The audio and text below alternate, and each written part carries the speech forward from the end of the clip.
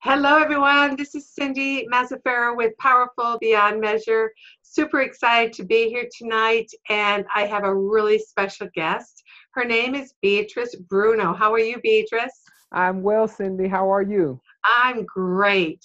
Our audience has a really great something to be excited about because your book is fabulous and it's really going to connect with so many people here. So let me just tell them a little bit about you, okay? Okay. And hmm then we get right into finding out more about your book, what made you write it, and what are some of the things the readers can take away from it, okay? Sounds good.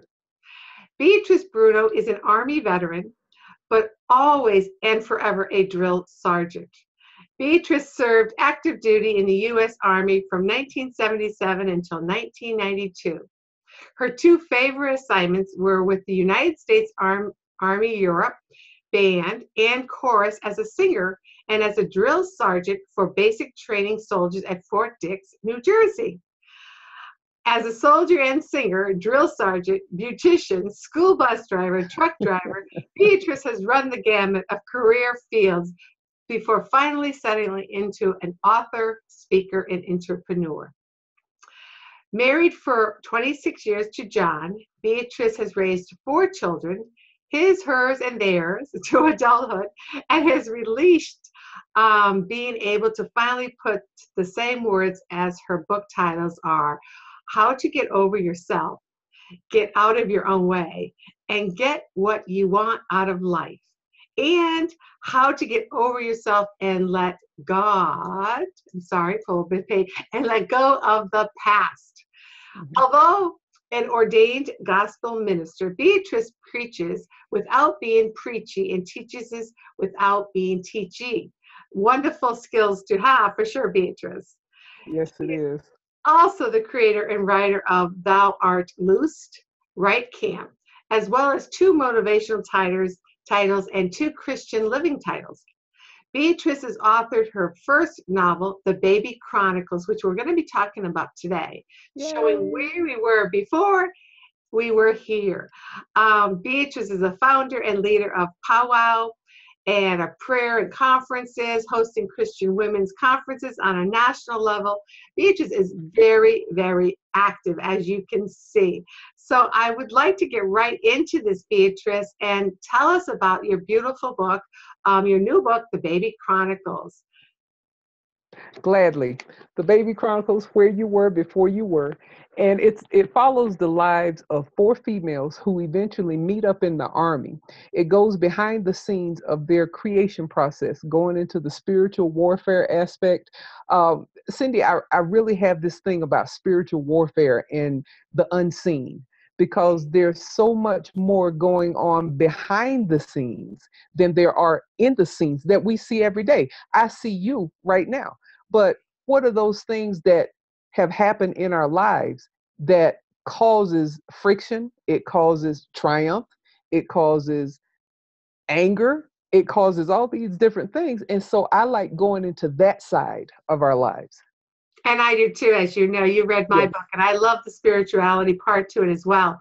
yes. But I love this aspect of spirituality with our Army force, Mhm. those that are protecting the United States. So, being that you actually was an Army drill sergeant and Yes. you served in that, can you share a little bit of how the individuals who serve our country, how do you still allow that spirituality to coexist with hmm also the mentality, the training, the aspect that they have to fit in the ranks, if you will, with Right. order and structure? How do you find that that is able to blend there? Well, first of all, as a drill sergeant, one of our main things was helping the soldiers to forget about the mindset they had when they were at home and changing their mindset to one of a soldier, because it's two totally different mindsets. And when they first came into the army, they were coming from Fort Living Room. That's what I call it, Fort Living I Room. love that. And because all they did was play video games, listen to music, go play with their friends, and all that stuff. And coming into the army, they had to learn discipline. They had to learn be motivated within themselves. They had to be self-starters. And so we had to change that atmosphere. we had many soldiers that came in who were actually Christians. And so they had a spiritual side to them. But as they came in and they became more of who they were created to be in the first place, that's when that spiritual side comes out and it shows itself more in the lives of the soldiers. Wonderful. And how do you come to terms with, fighting and causing death or creating death in the pursuit of what your mission is? How do you find that the soldiers are able to handle that? We all hear of post-traumatic stress. They come back from the service seeing horrific things, Yes. and it's such a taxing, it's such a turmoil, and it definitely does affect your spirit, your spirituality. It really does, and that's a good question, a good set of questions actually. When that person comes into the Army from home, and they realize that at any given time, because they've signed their names on the dotted line, that they may be sent into an area where there are hostiles waiting to take their lives. And the training that we give them, it helps them to adjust to that. When we take these soldiers, these young people, into the gas chamber, and they know that getting through the gas chamber, learning how to deal with that, you know, it's it's such a paradigm shift for them, because they realize that, wait a minute, this stuff can kill us. This is, and when we put on our protective mask, when we put it on, and we have to blow out and then breathe in so that we know we can breathe with that protective mask on, then that gives them the idea that I'm safe as long as I put this protective mask on. And whatever the enemy is throwing at me, it can't get to me. And so in all the classes that we have for the soldiers, when we take them to the rifle range, they have to understand what it is to pick up that weapon for the first time, because we teach them, do not point that weapon into the face of your battle buddy or your drill sergeant, or anybody that's helping you to train. They know that when they point that weapon downrange, that they're looking at the enemy. And so that puts them in a mindset of, hey, this weapon can actually kill somebody. The bullets, the rounds in this weapon can kill somebody. Right. That's why I have this weapon in my hands. Yeah. And so when these kids, I was getting out right at the, I guess the end portion of Desert Shield, Desert Storm, the first war, when Daddy Bush was in the White House. And some of my soldiers that I had trained actually went over to Desert Shield, Desert Storm. And I'm pleased to say that my soldiers came back. Those that went over, they came back, because we had trained them to come home. We had trained them to be successful, to listen to the orders that were given to them so that they would be able to come home. Now, many soldiers did not come home, and I'm not saying that they didn't have the proper training. However, the training that they received sustained them to the point that when they went down for the glory of the United States. Right. Yeah. Right. So let's get back to the book. So what made you want to write this book, and who's it for? What readers are going to be wanting to read this important book, The Baby Chronicles?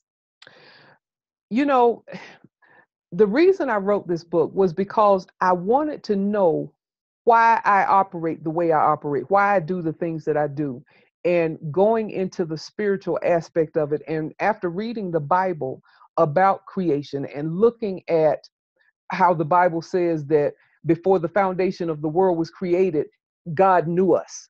And he told that to a very specific person, Jeremiah. In the book of Jeremiah, it says before he was created, before he was placed in his mother's womb, God knew him.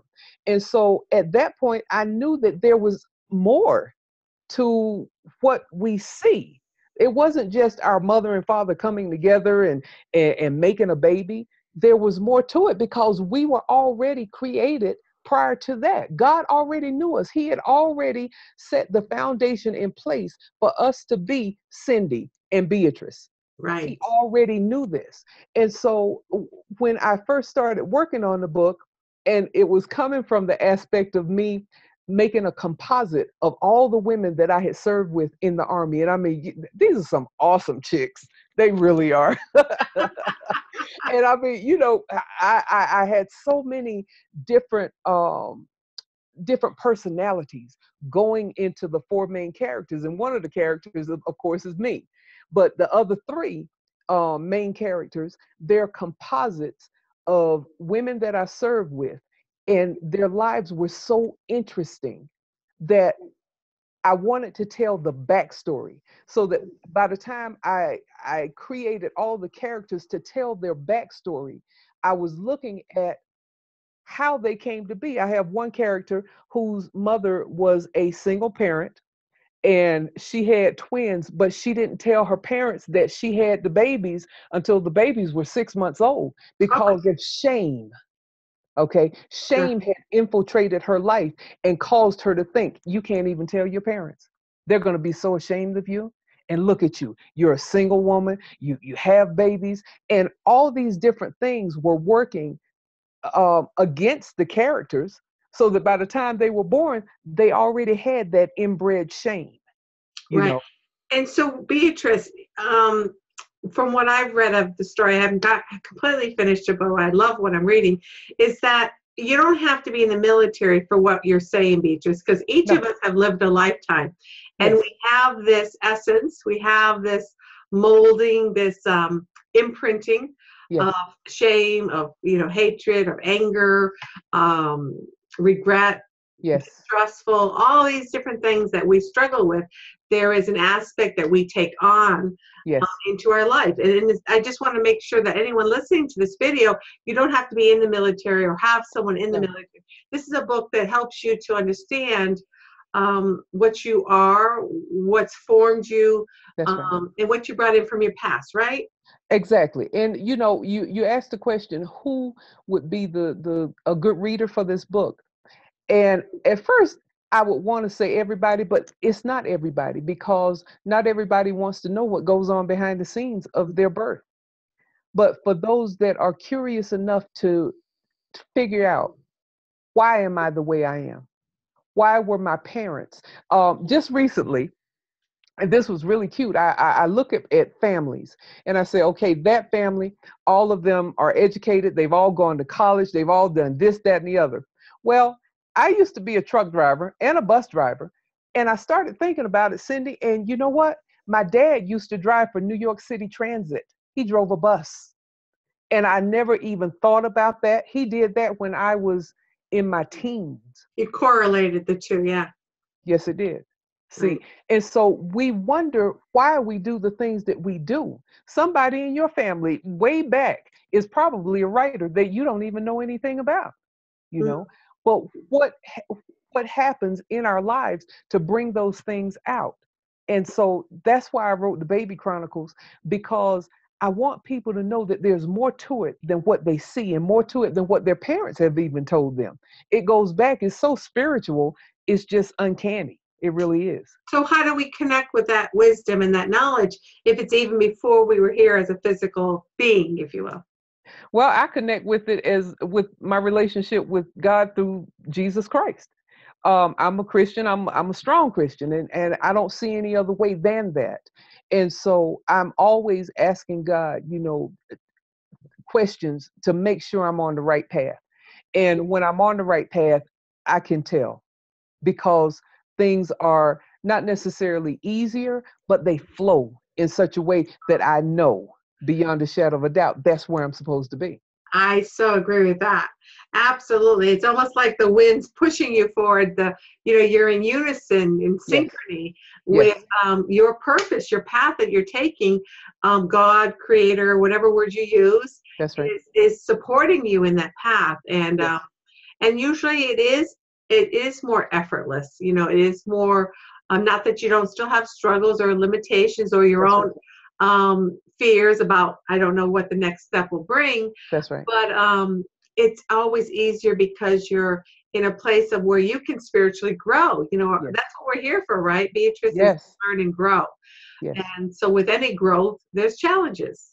Absolutely. Yeah. And we have to know how to get past those challenges so that we can get to the championing, if you will, so that we can be the champions that we were created to be in the first place. There's more victory around us than victimization. So many times we allow ourselves to be pulled under by being the victim. But if we would really dig within ourselves and just, look at your story, Cindy, and I loved reading your book. And I mean, such a wonderful, wonderful testimony of you pushing yourself and seeing that you are powerful beyond measure. And if we could see that, if we could see the things that God actually created us for and really believe that we are more than what we see, how much more powerful will we be in life? Oh, exactly. It's limitless. We can't Yes. even, there's no scope, there's no parameters Yes. that can limit us because they don't exist except That's in our mind and our That's right. limitations Mhm. that we place. And I think it's so important. I come from a family of four of the Mhm. sisters, and every one of us, and including my mother, she had a very difficult life, Mhm. last child. Her father really wasn't around. He was a truck driver too. Mhm. And, you know, and her husband and her divorced, and so all of her life she kind of felt unsupported. Now Right. this is her perception, and Mhm. even in her later years as we speak, she does things sometimes that limits how people can love her, but Yes. unfortunately it's her decision how she's choosing to use that framework. Mhm. um, because in my book, as you've talked about too, and in your book, when you connect the dots, when you can see the patternization that Yes. continues to repeat in your life, Mhm. then you can start to take ownership and start to shape that, and decide, I want to do something different. I don't want to change and create the same behaviors that I've been Right. living because Right. I get the same outcome. The same Yes. result. Yes. Absolutely. And each of the characters, Emmeline and Joyce and Margaret Ann and Beverly, they have challenges that they have to go through, but the army changes things. And I'm not going to tell the story about them in the army because that's the second book of the Baby Chronicles. And so, but they had to overcome these things just so that they could go into the army in the first place. But then we also look at their parents and the things that they had to go through, the things that the challenges that they faced, with Joyce's mother being a single parent and, having to tell her parents that she had had these babies out of wedlock. She had to overcome so many different things. And, yes, there's a semi-happy ending. Of course, there's struggle, adversity.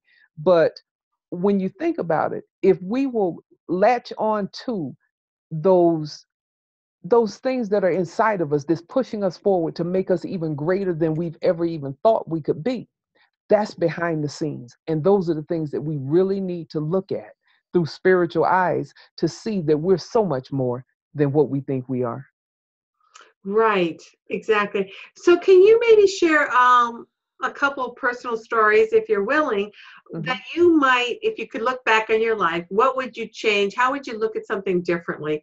Because I think we all can and need to do this in a very important way, because we're not walking in their shoes, the people that are Mhm. around us. We're not walking in that, your mother who may be single and out of wedlock. I mean, how was her parents to her? So it continues generations after generations and Yes. even past lives, and that Yes. karma can continue on into this life. So it can be very complicated. Um, Absolutely. yeah, so maybe you can just share a little bit about yourself as to one particular story and how you might have, if you could go back, how you would look at it differently or do something differently. Well, and this is one of the stories that I share when I speak. When I was 5 years old, I went over to my best friend's house, and her family was a light skinned black family. And I remember ringing the doorbell, and they were kind of wealthy. They had the only gas station in town, and this was back in the 60s. And when I rang the doorbell, her grandmother came and answered the door, and she looked at me with this look on her face, and she went and got her granddaughter, and I heard her say to her granddaughter, "You need to stop playing with that little Stallworth girl. She's too black for you to play with." And I always thought that those are the words that followed me for many years, for at least 27 years, but then more. because I always thought I was too black to be played with. I was too black to be successful. I was too black to get good grades, even though I skipped the first grade going into elementary school. I went from kindergarten to the second grade, but I was still too black to accomplish anything. So that by the time 27 years past that, when I was 32 years old, I was at a mall in Clarksville, Tennessee. And in the mall, there was this little African shop, beautiful woman, beautiful black woman. She was actually darker than me, Cindy. And when I saw her, I said, I must tell her how beautiful she is. And I went into her store and I said, ma'am, may I tell you something? And she said, sure. I said, you're absolutely gorgeous. And she looked at me, Cindy, and she said, so are you. And I stepped back and I said, no, I'm not. And she said, why do you say that? I said, because I'm too black to be pretty. And she said to me, who told you that lie? And when she said those words to me, something changed inside of me just like that. It switched over. And I realized that I had been lied to all that time. And can you imagine the negative spirits around me that they would push that with me and say, remember, you're too black to be pretty. Remember, you're too black to be smart. Remember, you're too black to succeed. And I would always hear those voices. But in switching that to, say, 6 months ago, I went into my bathroom, and for some reason, I don't know why I do this. I'll walk into the bathroom and turn and face the mirror and then flip the light switch on. Well, this particular day, I did that. And when I flipped the light switch, I looked at myself as though for the first time, and I said, I really am pretty. And You it just, are.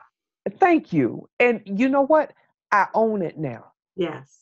Because, see, we are told so many lies over our lifetime that we believe those lies. But if we could just allow ourselves to see us for just 1 second in time, we will see the truth of who we really are. Yes, that's beautiful. And thank you for sharing that story. But what I want to say too, because for me in my book and what I do and teach it too, is it's not they are telling us lies. Mm-hmm. It's our perception Yes. of what we heard, how Yes. we allowed it to impact us.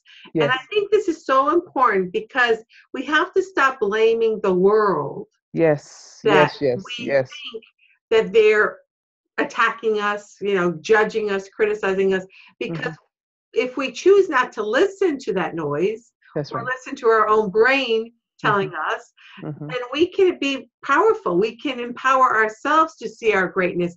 And I think ultimately that is the lesson, the spiritual lesson for everyone in the world. Yes. To see their own greatness, not to have others see our greatness, but to see our own greatness. Yes. And when we can see that with our eyes, then others can see that. Absolutely. And I think that's the most important message that I like to always reveal back, because it allows and empowers you Yes. to feel powerful, not powerful over someone else. That's right. Powerful in your own spirit. That's right. And we act differently. We walk differently. We talk differently when we finally embrace ourselves and we say, you know what? I am a good person. I am beautiful. I am these things that I've always wanted to be. Yes. Right. That's so beautiful. And, I think it's so important in today's world where, whether it's a religious, sector you belong to, whether you're gay or lesbian or transgender, black, white, Asian, it doesn't really matter, that we are still just a spirit. Our skin, our clothes, our bones is not who we are, like you said in Jeremiah, that we were known before we took physical form, and that's who we are. That's our spirit, our essence. And that's the part we have to see within ourselves. Yes. Yes, we do. Really yes, we beautiful. do. And well, so I know everyone can connect to the characters in your book on some level, and it helps you, like my book, it helps you to try to discover what aspects in your past has been continuing to kind of be your shadow. It's been still there, that anchor that holds you down, that self-limiting belief and behavior and even expectation, like you said, I'm too black to succeed, it even goes into the future. What can I do, because you don't see yourself as equal or capable or whatever those words are, we have to use our Absolutely. own words, which are all lies. And they're not lies from outside, they're lies from within ourselves. Yes, they are. And we propagate those lies. We keep telling ourselves the same thing over and over and over until we believe them. Right. And so, like I said, 6 months ago, when I looked in the mirror and said, I am pretty, then I could receive what my husband was telling me for the past 25 years. He said, "You're the most gorgeous woman I know." And I say, Oh, "Oh, man, please." that's so nice.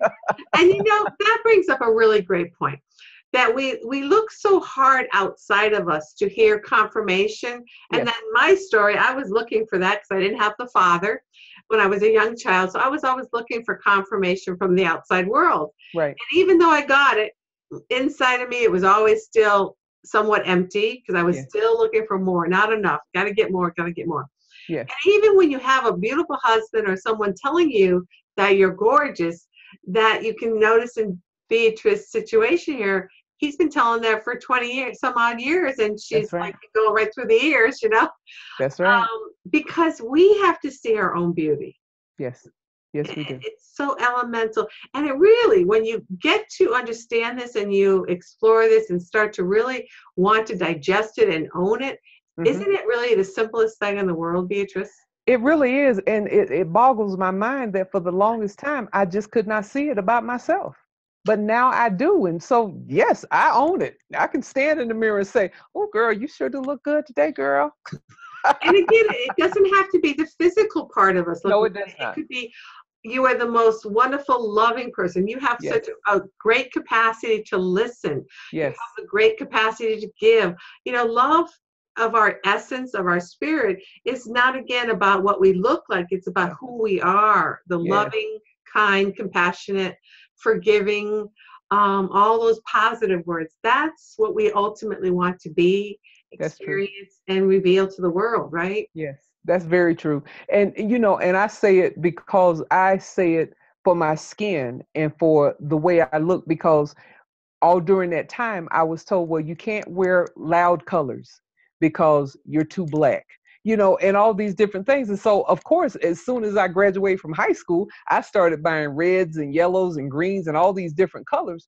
But now I know that it's more than that. It's what's inside of me. I'm not only beautiful outside, I'm beautiful inside.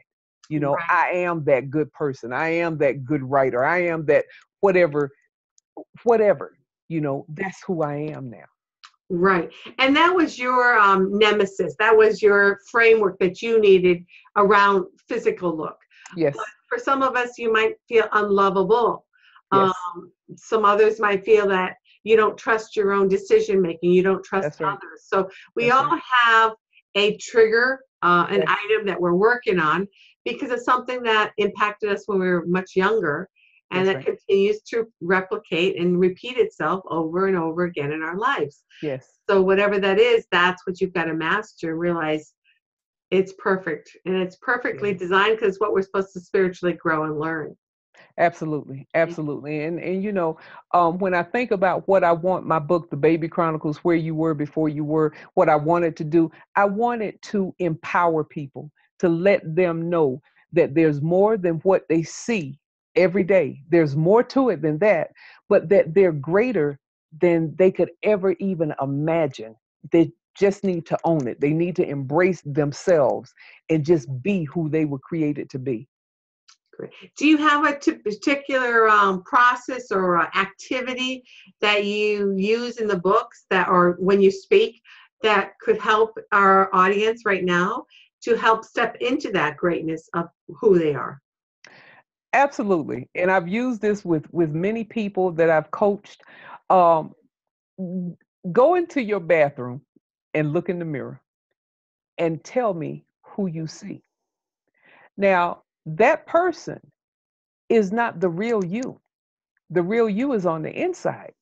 And if you want that inside person to come to the outside, start making little post-it notes and post it around your mirror. So every time you look in it, you're saying to yourself, that's who I am. I am pretty. I am powerful. I am educated. I am smart. I am whatever it is. and notice over a period of 30 days how you will change from the inside, and it starts coming to the outside, and people will know that something, a transformation has happened with you. Right.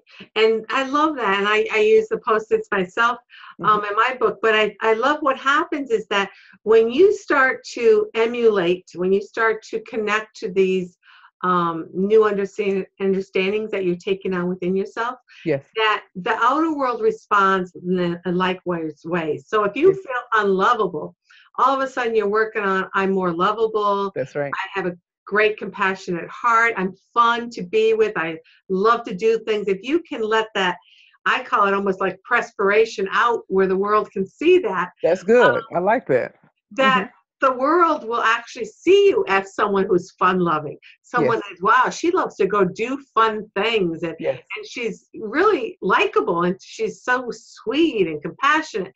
So when we can reveal our truth, Hmm. and I think in a way, like your blackness was almost a mask for you. Yes. And so many of us wear a mask, a facade to Hmm. cover our pain, Yes. to not even understand the pain ourselves because we don't want to feel the pain. That's right. So when people say, how are you feeling? You don't want them to know how you really are feeling. So we have a facade. We don't tell our truth. That's right. And so that's so important to really connect to your inner truth. And Yes. it must start there. I so agree with Absolutely. you, Beatrice. Absolutely. And in society, women, we as women especially, we always tell not the whole truth, not even a quarter of the truth. Because when someone looks at you and says, how are you feeling today? Oh, I'm okay. But what's going on the inside of you? Right. What's keeping you from being okay? You know, and I think that we as women need to come together and to bond on that level, because as sisters, we can help each other so much more together than we can apart. We really can. So great. Well, this is exciting. Now, is there anything else you want to leave us with about your book? You know, a teaser, why they want to buy it, and where they can buy it. Well, they can get my books, and I just love showing the cover. I really It's do. a beautiful cover. You can get my books at Amazon, Barnes and Nobles.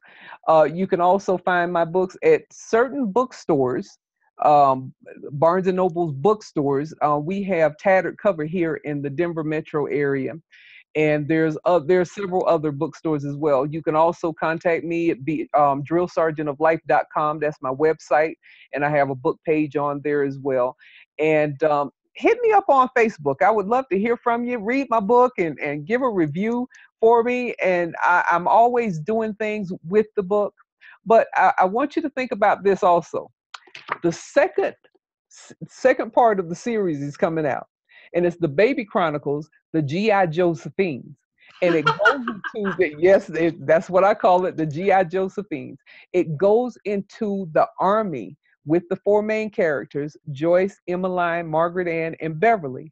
And it goes behind the scenes of their army careers. Some of us had 25 years in the army. Some of us stayed 21. I stayed for 15, and there's another one stayed for about 14 years. But it goes behind the scenes and meet all those characters that they had to deal with in the army. So look forward to that, because it's coming soon. That sounds good. When's the release date on that? I don't know the release date on that, but I'm going to say early 2018. Great. We will Yeah. definitely keep our eyes posted to that, and we'll have to have you back in the future when that does come out. But you know, I love that, you know, you're using the military, the Mhm. army, as kind of like almost a symbol to our life. You know, maybe some of us are not actually active military personnel, but what you have to train for, get Yes. the right mindset, Yes. deal with lots of relationships, right? Yes. And Yes. how you value yourself, that trusting other people, being one of a greater family. All of these things are applicable in our normal everyday life if you're not in the military life. And Absolutely. yeah, and so the training that you talk about in the military is actually our training that we have to go through in life. That's right. So I think you'll all really enjoy Beatrice's book. And again, where can we find you on Facebook? You mentioned it, but didn't tell me your page. Is it right, Beatrice Bruno, or something else? Well, it's Beatrice Bruno, author. There's also the Drill Sergeant of Life on Facebook, and you can link up with me on LinkedIn, Beatrice Bruno, the Drill Sergeant of Life, Twitter, the Drill Sergeant of Life. Everything about me is the Drill Sergeant of Life. Now, most people think that drill sergeant is a lot of structure and the kind of ordering people. Is that your persona? Yes, it is. Yes, it is. Even, I even now bring that you're not discipline. in the service. Yes, I still bring discipline. I'm always early. That's who I am. That's how I came to be who I am. As a drill sergeant serving in the Army, we learn those things. Yeah. And so I bring that to the marketplace now to help other people walk in the levels of excellence that they really want to, but just don't know how to. That's what the Drill Sergeant of Life is all about. And that's so important because, even coming early, it's showing up. It's how you present yourself with the scenario you're dealing with. Yes. It's so important. And, even with being a drill sergeant, being a manager, being a CEO, someone of authority, you have to know how to direct, but you also have to be a good leader, Right. and encourage the subordinates below you how to teach them to excel. Right. Any great leader is only as great as the followers that then can rise up and be also great leaders and take on responsibilities. Absolutely. So, and again, I think what's so important, what you said, is that's who I am. For me, I am an inspirator. I am an empowerer. I love to teach and educate people and to heal. That's who I am. Yes. I'm not the drill sergeant. Am I still organized? Extremely. Do I show up early? Yes. But for me, I can use those clarifying words of who I am because I know who I am. Yes. And so part of that process of really falling in love with yourself is being able to identify and falling in love with those words that describe you and feeling comfortable with that. Absolutely. Yeah. Absolutely. And I agree with that. And I believe if we would just grab hold of those things that we say we are, we will walk in levels of excellence that we have not been able to up to this point, because it's important that we know who we are on the inside. And that way that will broadcast to others on the outside. Right. That's beautifully said. And Beatrice and I both, we're from different parts of the country, and we still walk different paths, but we still walk the same path. Yes. And that is empowering you all to see your greatness. It's what we're here to do. And it's, there is no greater gift than for each of you listening to this to realize that you are fabulous. You are miraculous. Yes.